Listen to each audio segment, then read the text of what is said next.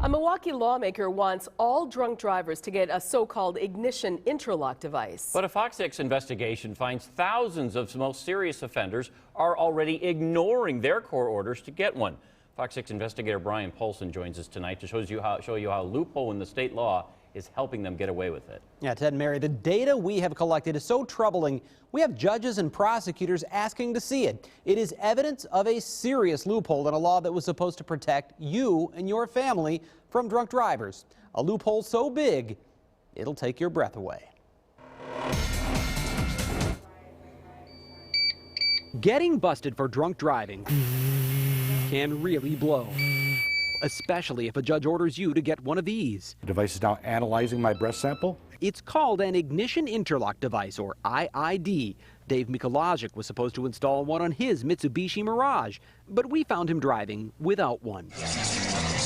Mikolajic is a popular bartender known all over the city as College Dave. Oh gosh, sure. You heard of College Dave? Sure, of course. He writes an occasional blog called Bar Hopping, and he was once named by OnMilwaukee.com as one of the 100 coolest Milwaukeeans, an honor he coincidentally shared with Milwaukee County Sheriff David Clark. The people who engage in this behavior know there's no teeth in any of this. College Dave has been caught driving without an interlock device before. When a deputy arrested him for his second drunk driving offense in the fall of 2011, he was still under an interlock order from the first one, just 8 months earlier. You don't need a license to drive a car. You just need the key so you can start it up, put it into gear, and go.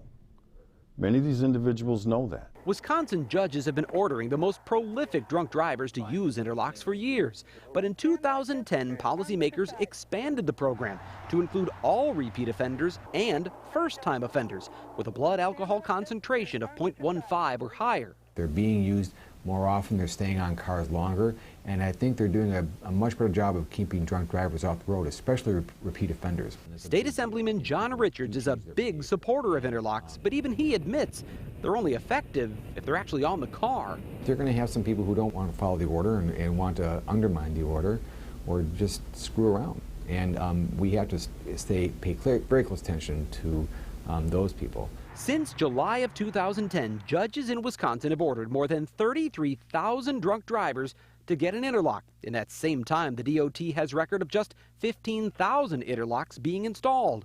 That means less than half of all drunk drivers ordered to get an IID have actually done it. We need 100% compliance if this thing is really going to make a difference. Failure to install an interlock device is a crime, but veteran prosecutor Ron Daig admits almost no one is going to jail for it. We have yet to be able to successfully prosecute even one case in Milwaukee County, so none. He says that's because of an accidental loophole in state law. If you don't go and get a driver's license, you can't be charged with failure to install the interlock device. Correct. It used to be that a court order for ignition interlock took effect the day the driver was sentenced. So a drunk driver sentenced to a 12-month interlock order could simply wait 12 months before going to get a driver's license. Then he wouldn't have to get an interlock at all. So in 2010, lawmakers changed the rules. Now the clock doesn't start ticking until the Department of Transportation issues a new license.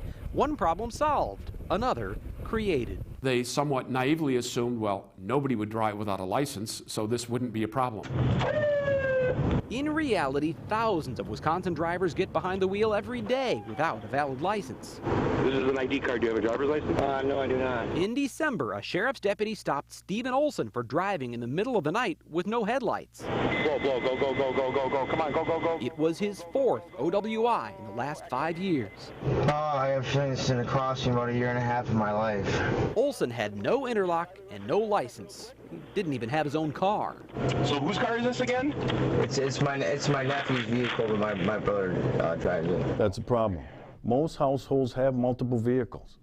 Take this guy, for example. I'm Brian Polson with Fox 6 News. What's up, man? We're not showing you his face or using his name because he did get an ignition interlock device installed on his own car. But while police haven't caught him, we saw him driving someone else's. Is this your camera here? Yes, it is. Are you supposed to be under an ignition interlock order, is that right? Huh? Aren't you supposed to be under an ignition interlock order? Not that I'm aware of, no. Oh, he's aware, all right. Last May, he wrote the judge in his case a letter calling his second drunk driving arrest a humbling experience, in part because he is required to install an interlock. Does that car have an interlock? That car is fine, yes. There's nothing wrong with that car. Does that car have an interlock device on it? Yes, it does have an interlock device on the car. Does it really? How long does it take to start up a car with an interlock? I don't know. Greg Miller knows. It goes to a wait cycle, which means the device has to warm itself up to accept a breath sample. So in the wintertime, minute and a half from the first initial key on. Miller is program manager for Life Safer Interlock, one of 4 vendors approved to install IIDs in Wisconsin. Device is now in a wait cycle. Even after the interlock is warmed up, it takes 5 seconds just to register a valid breath. Now watch as the repeat drunk driver who said his car had an interlock device gets in and drives away in just 3 seconds. And we didn't just see him do it once, we saw him do it twice. Think you can do it in 3 seconds? 20 seconds probably. Okay, we saw you pull out in 3. Okay, thank you. I gotta go, please. And get this, Degg says if a driver installs an interlock on his own car, but then borrows someone else's to get around the law, that's not a crime. It's just a civil offense. It would be the same violation if I failed to wear my glasses, since my driver's license says I must have correcting glasses when I drive. It carries the same fine and citation as that. I think that's something that we have to take a close look at. The interlock law is so full of holes, a Milwaukee County judge recently called it a joke. He's hitting curbs, he's going up over curbs, he's hitting cars. Last summer, a 911 call led sheriff's deputies to the scene of a crash involving Evelyn Brown. She was so drunk they had to take her away in a stretcher. It was her 9th drunk driving offense, and she was in her husband's car, prompting Judge David Hancher to declare the interlock system is a complete failure. It doesn't address the people that look for ways to circumvent the law.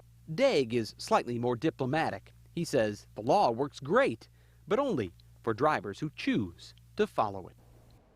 Now, while Milwaukee County may not be charging anyone with failure to install an interlock device, the DOT says more than 600 such charges have been issued across the state the past couple of years. Still, that is just 3% of the more than 15,000 drunk drivers who have been ordered to get one of these things but didn't get it. Remember College Dave Mikologic? The sheriff's department caught him driving without an interlock, but he was never charged with that offense. For what it's worth, he declined our request for an interview for the story, but a week after I called him, he finally got an interlock installed on his car. So in your report, you found that less than half of these orders are followed, but now there's a push to make this mandatory for all drunk drivers? That's true. In fact, the representative you saw me talking about there, Assemblyman Richards, he wants to require all drunk drivers to get interlocks now, no matter how many times they've been arrested or how much alcohol they had in their system. But he is concerned about people dodging the law like we showed you in the story, and he is now, I understand it anyway, talking to the Milwaukee DA's office about how the law could be tweaked to make it easier to enforce, because after all, what's the point of ordering these things if people aren't going out to get them? Follow up for us, will you? You bet. All right, Brian, thank you. One chapter ending, another beginning, bringing anticipation.